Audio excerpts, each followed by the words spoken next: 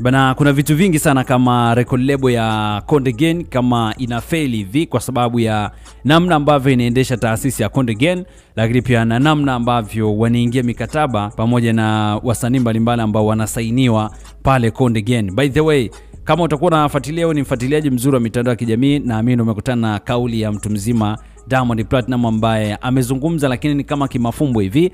Akawa anazungumza, anasema kwamba kuna baadhi ya watu kusimamia watu inakuwa ni ngumu kwa sababu ya jinsi ambavyo mikakati yao ipo. Yani kwa jinsi ambavyo wao wanawamanage watu ni tofauti kabisa na ambavyo inatakiwa, na hawazingatii mikataba wala vipengele mbalimbali ambavyo vimeandikwa katika mikataba hiyo. Hii kanikumbusha kitu ambacho kinaendelea kati ya Ibra pamoja na record label yake ya zamani sasa hivi, maana ameshatoka ya Konde Gang by the way, ambayo iko chini ya mtu mzima Harmonize Tembo.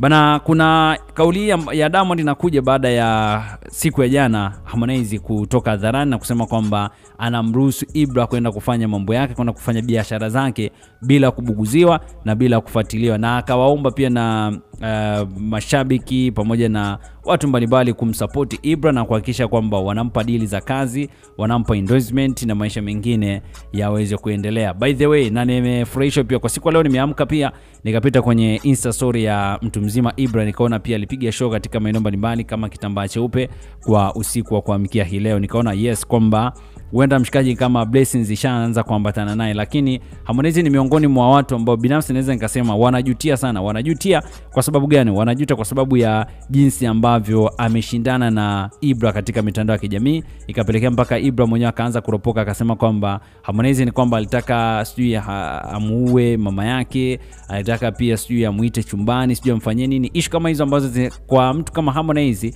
anaweza kazichukulia simple, lakini zinamchafua na zinamharibia sana kwa sababu ni maneno ambayo sio mazuri. Na kuna watu ambao wanamwangalia Harmonize kama kioo cha jamii, kuna watu ambao wanamheshimu Harmonize, lakini wakija wakisikia story kama hizi kidogo inakuwa ni changamoto na inakuwa ni utata sana. Na hapa ndipo tunakuja tunasema kwamba msanii kama unataka kumanage label, inabidi pia uwe na wasimamizi ambao ni wazuri.